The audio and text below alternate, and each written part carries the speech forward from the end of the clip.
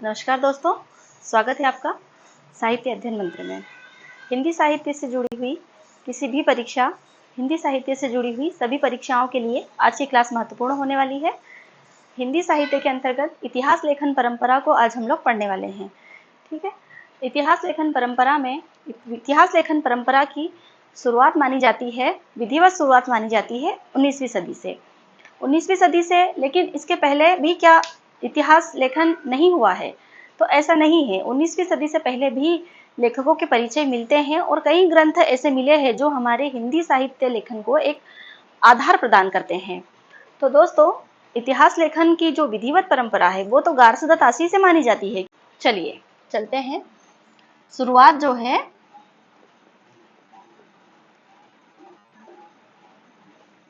शुरुआत 19वीं सदी से मानी जाती है। इसकी शुरुआत की थी गारसदा तासी ने। गारसदा तासी जो है ये एक फ्रेंच विद्वान है। 1839 में गारसदा तासी ने विधिवत लेखन परंपरा की शुरुआत की थी। इसके पहले भी कई ग्रंथ ऐसे मिले हैं जिनमें कवियों का परिचय मिलता है। तो ऐसे कौन से ग्रंथ हैं? चलिए देखते हैं। इसमें सबसे पहले हम लोग देखते हैं 84 वैष्णवन की वार्ता।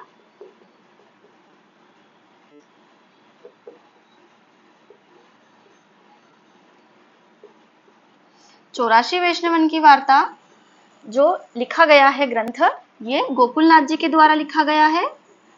सेकंड है 252 वैष्णवन की वार्ता।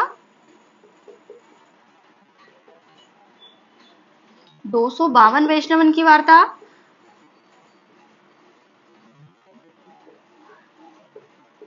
इस ग्रंथ के रचनाकार भी हैं गोकुलनाथ जी।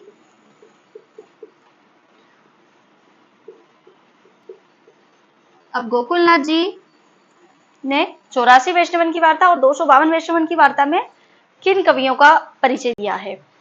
84 वैष्णवन की वार्ता में वल्लभाचार्य के शिष्यों का वर्णन मिलता है और 252 वैष्णवन की वार्ता में विठलनाथ जी के शिष्यों का वर्णन मिलता है। ठीक है, इसके अलावा हम लोग देखते हैं भक्तमाल। भक्तमाल जो नाभादास कृत है, आप लोग भली भांति जानते हैं। इसके बाद में हम लोग फोर्थ पे देख लेते हैं कालिदास हजारा। कालिदास हजारा जो कि कालिदास द्विवेदी द्वारा लिखा हुआ है। कालिदास जो है ये संस्कृत के कालिदास नहीं है, इस बात का ध्यान रखेंगे। इसके बाद है कविमाला, ये हरिराय द्वारा लिखा हुआ है। भक्तनामावली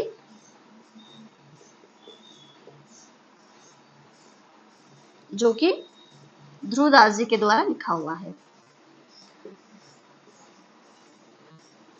आप लोग चाहे तो नोट भी कर सकते हैं। अब 84 वैष्णवन की वार्ता में वल्लभाचार्य जी के शिष्यों का वर्णन मिलता है और 252 वैष्णवन की वार्ता में विठलनाथ जी के शिष्यों का वर्णन मिलता है। ठीक है, भक्तमाल में लगभग 200 भक्तों का परिचय मिलता है और यह जो रचना है यह 316 छप्पन छंदों में लिखी हुई है।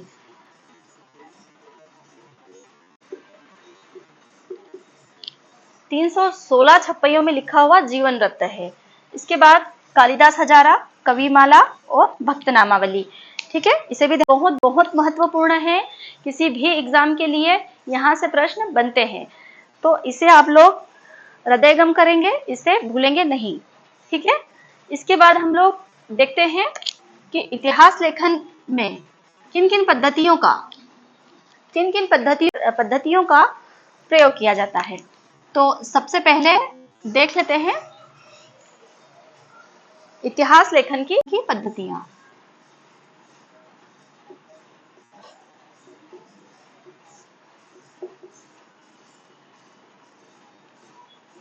साहित्य इतिहास लेखन की पद्धतियों में हम लोग सबसे पहले देखते हैं वर्णानुक्रम पद्धति। वर्णानुक्रम पद्धति जो है ये बहुत कह सकते हैं कि यह दोषपूर्ण पद्धति है। बहुत निम्न स्तर की पद्धति वर्णानुक्रम पद्धति, जो वर्णानुक्रम पद्धति है, वर्णानुक्रम पद्धति जो वर्णानुक्रम पद्धति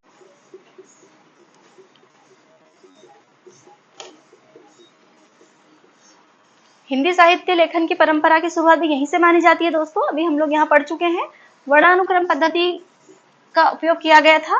गार्सदासी और शिव सिंह सेंगर इस पद्धति के प्रयोग करता है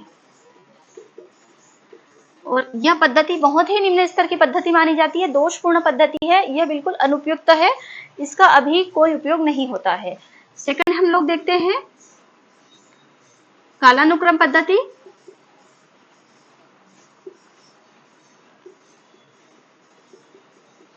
कालानुक्रम पद्धति में, इस पद्धति में आते हैं जॉर्ज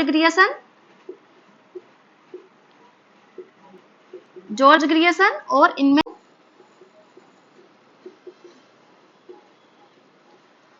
मिश्र बंधुओं के ग्रंथ, मिश्र बंधु विनोद जॉर्ज ग्रियर्सन के ग्रंथ में इसी पद्धति का प्रयोग हुआ है। लेकिन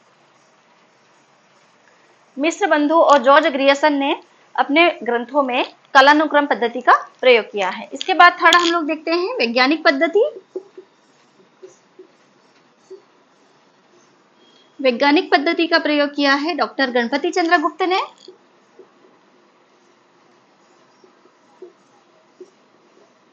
यह पद्धति भी अनुपयोगी है। इसके बाद फोर्थ और महत्वपूर्ण पद्धति है विधेयवादी पद्धति।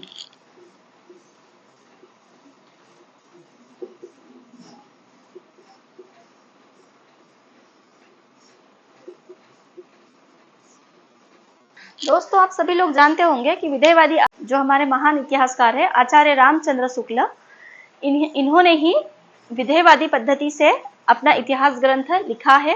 लेकिन विधेयवादी पद्धति के जो जनक है वो माने जाते हैं टेन जनक। विधेयवादी पद्धति के जनक टेन महोदय को माना जाता है। विधेयवादी पद्धति से इतिहास ग्रंथ लिखने वाले आचार्य हैं आचार्य रामचंद्र शुक्ल,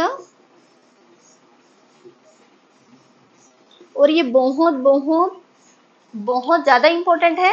आचार्य रामचंद्र शुक्ल को विधेयवादी आचार्य कहा जाता है और इन्होंने अपने ग्रंथ हिंदी साहित्य के इतिहास में विधेयवादी पद्धति का ही उपयोग करते हुए लिखा है। और यह पद्धति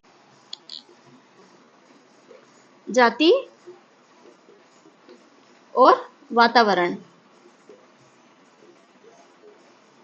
क्षण, जाति और वातावरण के अनुसार साहित्य इतिहास लिखा गया है।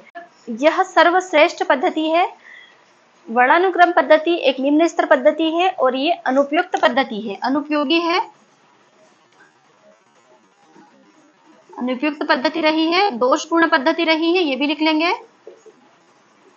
दोषपूर्ण पद्धति रही है। जॉर्ज ग्रियर्सन की जो पद्धति है कालानुक्रम पद्धति, यह भी अनुपयुक्त है। लेकिन यहाँ से लेखकों और रचनाकारों का जो परिचय है वो उनके जन्म काल के अनुसार है।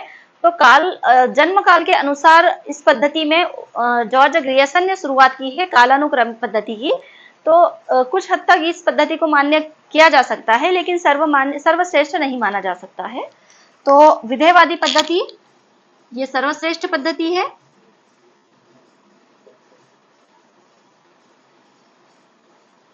सर्वश्रेष्ठ पद्धति मानी जाती है विधेयवादी पद्धति, ठीक है। गार्सदासी का इतिहास ग्रंथ स्तवर द ला लिटरेचर एंदु हिंदुस्तानी, शिव सिंह सेंगर का ग्रंथ शिव सिंह सरोज, जॉर्ज ग्रियर्सन का मिश्र बंधुओं का, और रामचंद्र शुक्ल और हजारी प्रसाद द्विवेदी, जितने भी हमारे इतिहास ग्रंथ रहे हैं इन सबको हम लोग पूरा विस्तृत पढ़ने वाले हैं। अगली क्लास में हम लोग इसी संबंध में बात करेंगे और इसी चीज को हम लोग आगे पढ़ेंगे। तब तक के लिए नमस्कार।